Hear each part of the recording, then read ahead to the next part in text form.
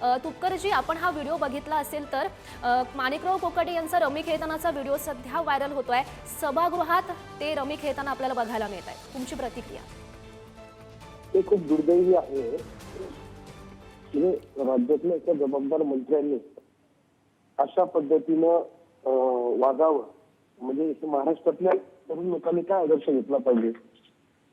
आणि असं असतं की निवडून आलेले लोक किंवा राज्यातले मंत्री यांना अनेक लोक फॉलो करत असतात।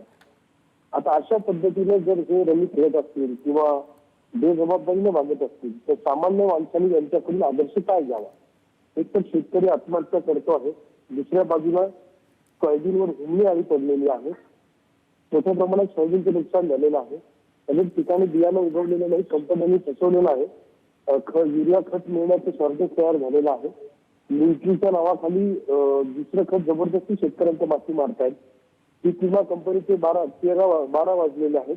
अशा पद्धतीने सगळी परिस्थिती अडचणीची असताना तुम्ही असं मस्तीमध्ये किंवा कॅज्युअली सगळ्या गोष्टी घेत तुपकरजी, तुम्हाला मी थोड्या वेळासाठी थांबवते। आपल्यासोबत बोलण्यासाठी भाजपा नेते सुधीर मुनगंटीवार आहेत। मुनगंटीवारजी, आपण हा व्हिडिओ सध्या बघतोय, मोठ्या प्रमाणात हा व्हिडिओ सध्या आता व्हायरल होताना बघायला मिळतोय।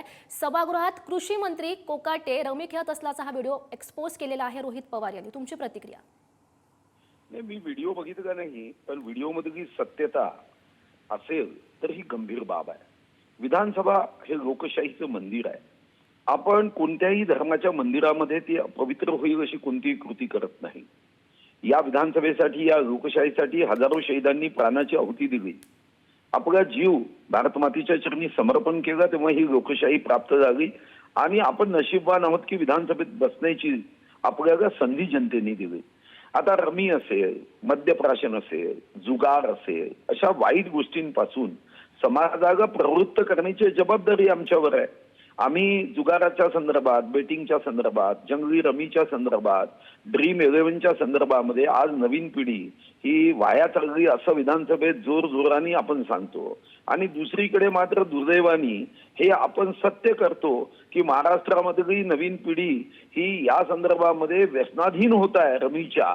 आणि या संदर्भात मुख्यमंत्री महोदय स्वतः म्हणाले की गंभीर बाब आहे। आणि मी सिनेसृष्टीतील नायक नायिकांना विनंती करतो की त्यांनी यांची जाहिरात करू नये। पण मग काय मंत्र्यांनी जाहिरात करायची आहे का? मला वाटतं की या प्रकरणाकडे एथिकल कमिटीची घोषणा माननीय अध्यक्ष महोदयांनी केली आहे। अध्यक्ष महोदयांनी या विषयाकडे गंभीरतेने बघितलं पाहिजे। आणि जेव्हा फर्स्ट स्टेजमध्ये अशा घटना असतात तेव्हाच लक्ष दिलं नाही। याची कोणती थेरपी करायची ती थेरपी केली पाहिजे। केमोथेरपी करायची केमोथेरपी करा, पण हा जो वर्तणुकीचा, चुकीच्या वर्तणुकीचा कॅन्सर आहे, हा जर असाच चालत राहिला तर मग आपलं भविष्य भारताचं, आपण ज्याला संस्कारी देश म्हणतो, ज्याला संस्कारी लोकशाही म्हणतो, लोकशाही स्वैराचारी असता कामा नये, ती संस्कारीच असली पाहिजे। पुस्तक वाचतानाचे फोटो दुर्मिळ होत चालले आहे। आणि म्हणून मला वाटतं की या दृष्टीने जर या व्हिडिओमध्ये तुम्ही सांगत आहात ते खरं असेल तर याची सत्यता तपासून यावर आता नियमावली करणं, कारवाई करणं, या संदर्भात योग्य निर्णय करणं, या बाबतीमध्ये काळजी घेण्याची आवश्यकता आहे। अन्यथा हे लोकशाहीचं पवित्र मंदिर आहे आणि माझ्या दृष्टीने प्रत्येक धर्माच्या मंदिराच्या बरोबरीने याची पवित्रता कायम ठेवण्याची जबाबदारी आमच्या सर्वांवरच आहे। हो, सुधीरजी, तुम्ही म्हणताय तुम्ही हा व्हिडिओ बघितला नाहीये, मात्र आम्ही जो व्हिडिओ दाखवतोय त्यामध्ये ते स्पष्टपणे दिसतंय की ते रमी खेळत आहेत आणि त्यामुळे आता विरोधकांकडून सुद्धा त्यांच्या राजीनाम्याची मागणी केली जाते। नाही, तो माझा विषय नाहीये। मी एक सामान्य आमदार आहे आणि मी काही पक्षाच्या निर्णय प्रक्रियेमध्ये नसल्याने यावर मी माझं मत व्यक्त करत नाही। प्रत्येकाने आपापल्या व्यवस्थेनुसार निर्णय करायचे। मी कोणाला राजीनामा द्या किंवा देऊ नका किंवा घ्या किंवा घेऊ नका असं म्हणू शकत नाही। मी भारतीय जनता पार्टीचा एक सामान्य सैनिक आहे। हो, सुधीरजी, आपण बघू शकतो त्यांच्याकडे एक ते मंत्रिपदावर आहेत, कृषी मंत्रीपद त्यांच्याकडे आहे आणि असं असल्यानं त्यांच्याकडनं अशा प्रकारे वर्तन घडणं हे कितपत योग्य आहे? तुम्ही एक महायुतीचा भाग आहात, तुम्ही याची काही दखल घेणार आहात का? नाही, मी तर दखल घेऊ शकत नाही। मी दखल घेऊ शकत नाही कारण मी एक आमदार आहे। माझ्यावर जी जबाबदारी आहे ती विधानसभा अधिवेशनामध्ये मी पूर्ण शक्तीने पूर्ण करण्याचा प्रयत्न करतो। दुसऱ्यांनी कसं वागावं हे ठरवण्याची जबाबदारी काही पक्षांनी मला दिली नाही आहे। पण विधानसभेचा एक आमदार म्हणून मला एवढी जाणीव आहे की विधानसभा हे एक पवित्र मंदिर आहे। इतर धर्माच्या पवित्र ताना एवढंच हे लोकशाहीचं पवित्र स्थान आहे. हे लोकशाहीचं पवित्र स्थान हे काही पत्र आणि निवेदन देऊन प्राप्त झालं नाहीये. हजारो शहीदांनी प्राणाची आहुती दिली.